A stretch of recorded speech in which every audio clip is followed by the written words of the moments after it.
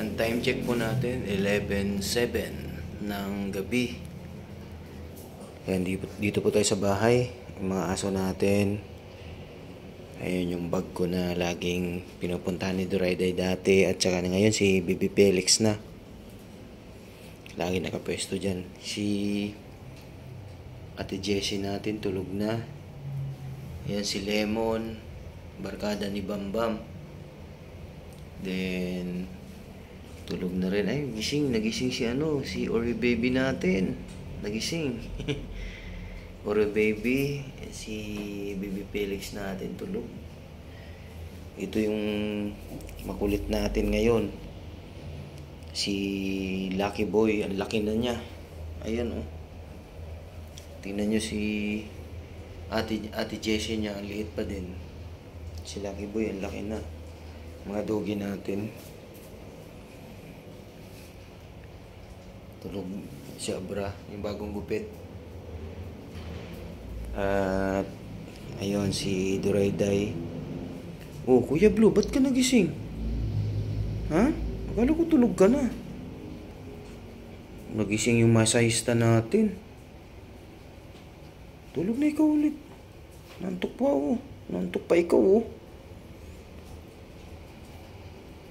Yan si Kuya Blue. At si Ate Kring-Kring nila andito. Busy sa paglilinis. Ate Kring-Kring, di pa ikaw natutulog? Busy sa paglilinis.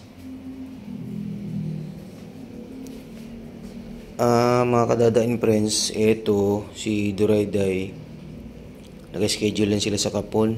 At saka si Lucky Boy.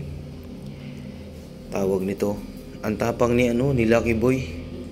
Si Kuya Blue, mas nasasabihan ko.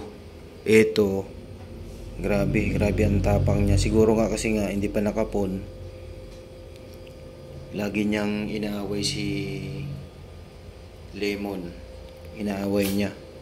Eh si Lemon naman hindi, kasi kapon na to si Lemon Hindi siya tawag nun, hindi, pinabayaan lang niya si Lucky Boy. Pero si Lucky Boy sobrang aggressive. Gusto niyang bugbugin or awayin to si Lemon. Pero baliwala kay Lemon, wala siyang pakialam. Si Lucky Boy, nakita ko kanina, ang buntot niya, kapal na ng balahibo, umano na yung balahibo. Gusto niya talagang awayin, kaya inawat ko, kinulong ko na siya.